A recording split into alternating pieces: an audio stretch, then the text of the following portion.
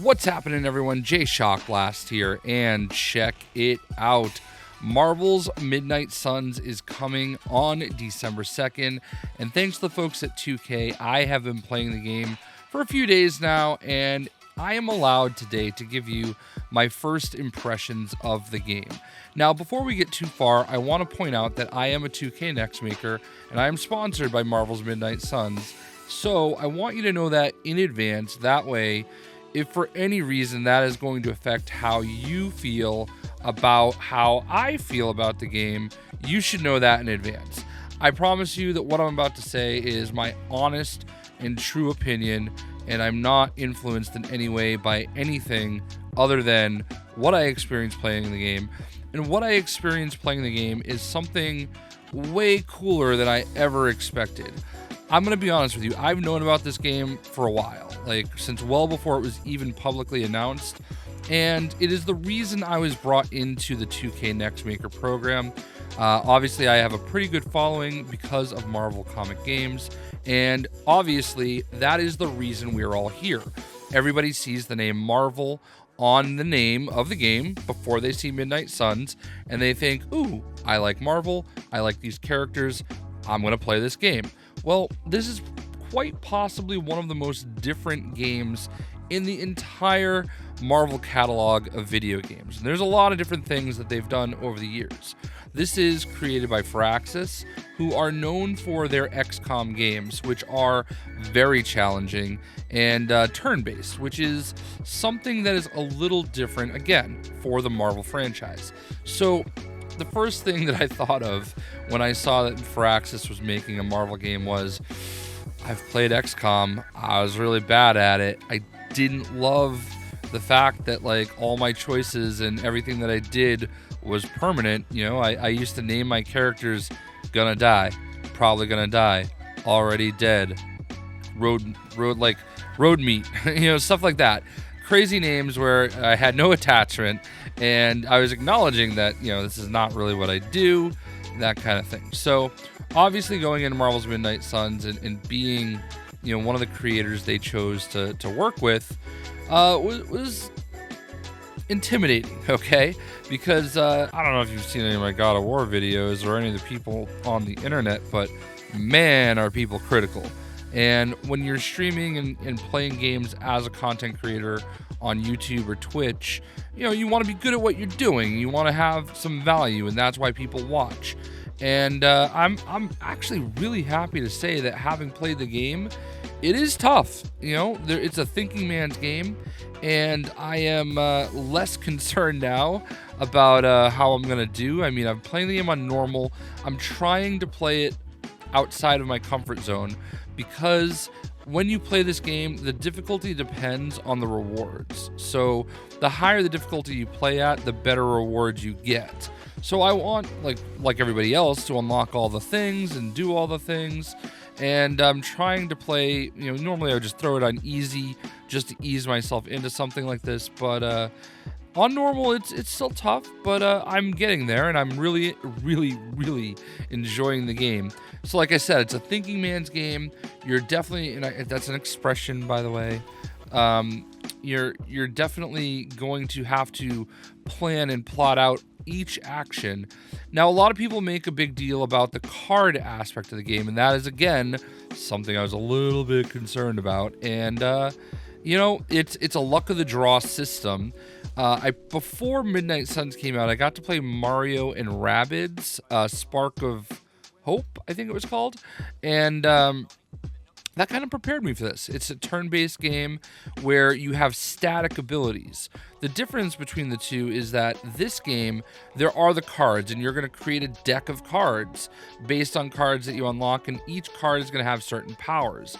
And by building this deck, you are giving yourself a shot at all sorts of different abilities that each character is going to have. So when you put these cards into your deck and you're out in the game, it's just going to randomly select the cards you have for each character. So you're not going to have a guarantee of what type of attack or ability you're going to do. So that is definitely an interesting aspect of the game, but in general, you know what possibilities are coming, and each turn you can choose to redraw a card. Say, yeah, I don't want this one right now. Let me see if I can get the one that I want. So it creates a very, interesting aspect on how to actually, go about these attacks. So I've just really enjoyed kind of getting the hang of it. I've played about 12 hours or so, and I'm going to be honest with you, a lot of it has been just running around the Abbey. And this is where the game really shines, and I honestly do feel like a lot of people are going to play the game and get to the Abbey situation and say, man, this is what I want, because it feels like you're kind of running around in like Skyrim or something like that, there's all these areas of the Abbey you unlock. Agatha, in her own way, makes an appearance, and she is kind of giving you all these different quests around the Abbey that you can do to find different collectibles and unlock other kind of ways of advancing the game and story and leveling up your characters. And I'll get back to the collectibles in a second, because there's something really cool that I want to show you. But there are relationships you also have to build. You're going to be able to interact with all of the characters in the Abbey, and it's really, really cool, because if you're a Marvel nerd like me, you're going to have the opportunity to dig deep into so much Marvel lore. One of the more interesting conversations I've had so far was with Nico, where she's basically telling you the story of the Runaways and who's still there and who's not, and all those kinds of things. And it's really, really cool. There's little nuggets of knowledge that you're finding throughout on journals. I just found a book in the library where it was written by Loki. I mean, there's so many cool layers of Marvelum that are in this game, and I love the Abbey because you're able to kind of meet these characters and they really start to matter to you. And this is how you're also going to improve the characters and make them stronger, and have because the better their relationship is with your hunter, the better they are in the game. So I talked about collectibles. One of the coolest things, and I love this story. I guffawed, okay? I made the weirdest noise ever when I found a tarot card. And if you don't know, about a year ago, maybe even longer, I was sent a set of tarot cards based on each of the characters in the game, and it's amazing. And if you're in the UK, Game UK has something like this in a collector's edition you can buy from them. I don't know about anywhere else in the world, but there are tarot cards that you can just walk around and collect throughout the Abbey. I've found 10 of 22, and the first 3 that I found were freaking Nova, Thor, and Moon Knight, and they're amazing, and I need these in my life. I want these cards. It's so cool, the lore, and it tells you a little bit. I never expected to see Nova attached to this game at all. It's crazy. But there's just a lot of great RPG elements to this game, and one of those is creating your own hunter. And the hunter that we've seen throughout is obviously the canon version of the hunter. It's a female hunter. Her name is just Hunter, and you can change a lot of different aspects of her, from skin color to hair to everything, all right? And then there is actually a male version of the hunter, also named Hunter. And for some people, you want to be represented by who you feel you are. And I generally am that way. Generally, I would have created a male hunter. And Mills actually suggested that the hunter is voiced by Matt Mercer. So maybe I probably should have. I don't know who the female hunter is. But for me, I wanted to go with the canon version of the hunter. I just made her a redhead. That's just what did it for me. I can't really go too much further. This is a first impressions video. A week from now, hopefully I'll be able to do some form of a review. But the biggest takeaway I want people to take from this, other than the random video playing in the background from many of my hours and hours of playing the game, is that this is a different Marvel game, and it's not going to be for everybody, and that's okay. It's okay for this game. It was happening whether people wanted it or not, all right? Because Marvel came to Firaxis and said, we want a game like XCOM for Marvel. And it's amazing to me that this is a thing that is going to exist for a lot of people that are really into this type of game. And I think that's what we need to remember, is gaming is for everyone. There are so many different ways to game, and not every game is going to be for us. One example, I'm not playing Marvel Snap. It's not a game that really interests me, and that's okay. I'm not making a big deal about it, any of that stuff, okay? I just want to, play a game that I enjoy, and if it's not for me, let the people that are enjoying it enjoy it. And this is going to be one of those situations for a lot of people, because the turn-based tactical gameplay, it's something to learn. I'm still kind of getting there. My gameplay videos are not the greatest. I mean, I'm getting mostly 1 and 2 stars. I'd love to get 3, but I'm learning, and it's going to be a learning curve for a lot of people.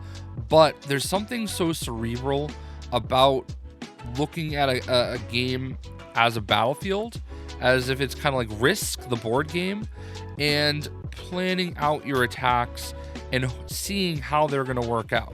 And there's a lot of times where I'm like, man, I really messed that up, and I learn for the next time. And that is what this game is to me. It's a game about thinking it out and planning and then attacking. And, there's a little bit of chance involved, and that's cool.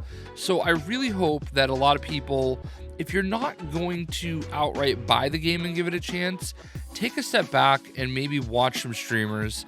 Maybe it's not me. There's definitely going to be a lot of people like Tricks Ridiculous that I'm going to want to see play the game so that I can figure out what I'm doing wrong. But I really think there's an opportunity to learn a new style game. And if you're one of those type of people that's into the Soulsborne games, the Elden Rings, where you really want to put your metal to the test, this is that type of game. A different way. You're not like, it's not one of those things where your quick reactions are going to help you. It is something you actually probably want to take extra time to plan and think. And I that's something I didn't think I would be able to do very well, and I'm slowly getting there, and I'm really, really, really enjoying the game. And I think a lot of it has to do with nerding out over the RPG elements in the Abbey, but I can't wait for more people to play this game. I can't wait to see what people think of the game. And honestly, that's just how I feel at this point, with a little bit of gameplay in me. And I hope this was helpful. I hope whatever I've put in the background of this video looks cool. The character models look cool. The graphics are great. This is a fun game, but it's not going to be for everybody. So with that said, I hope you guys did enjoy this video, and we'll see ya.